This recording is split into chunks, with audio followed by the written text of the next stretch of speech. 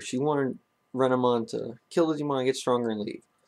Basically, she's the second best Digimon card game player in Japan, I think. It's either Japan or the world. I can't remember exactly what it was. I think it was Japan. So she's got that high status kind of cockiness thing, but she didn't really care. Her mom's a model, so she lives in a richy house.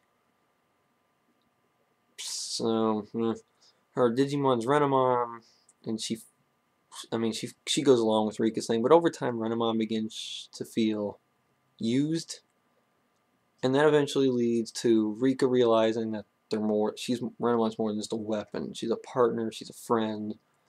So they become more open, and that's how they end up teaming up with Takato and Henry, because she loosened up finally. Like I said, she begins to loosen up to everybody too. She becomes more helpful. She even becomes more open to her mom, which is something that she never did at the beginning. She always gave her the cold shoulder. So I think Rika evolved the most of everybody, although she still does show signs of her being cold to everybody. Especially to Rio.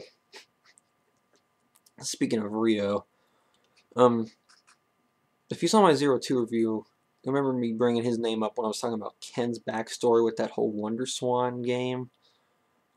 Basically what happened after that is I think that he felt like he did too much damage or something to the Adventure universe, and like use some of his Millenniumon's power to jump universes. He ended up in the Tamer universe.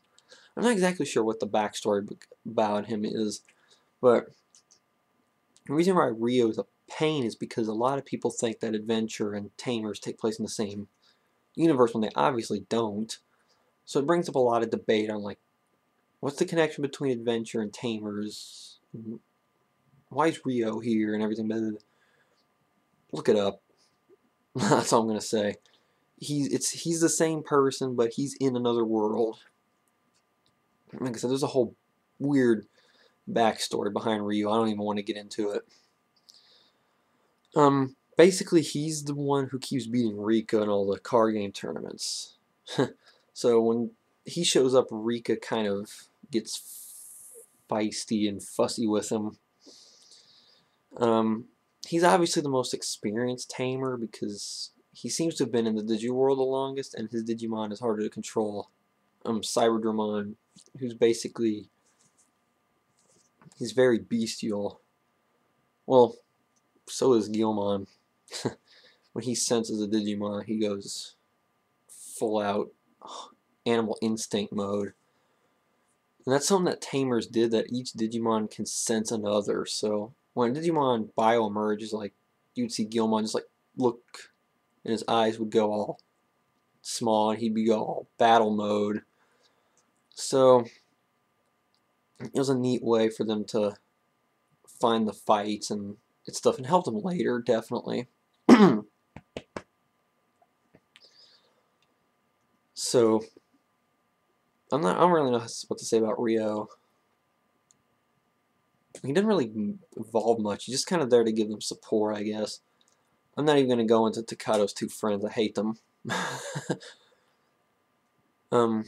Susie, Henry's little sister, gets sucked in and takes Antilamon, one of the Devas, as her partner, which is Lotmon, which is the brown Terriermon. Not much to her. She's just kind of there. I don't even know why they bothered to put her in the story. Impmon, he's a little weenie Digimon. I like Impmon though. He's probably one of my favorite things to come out of Tamers. He has twins as his partners or something.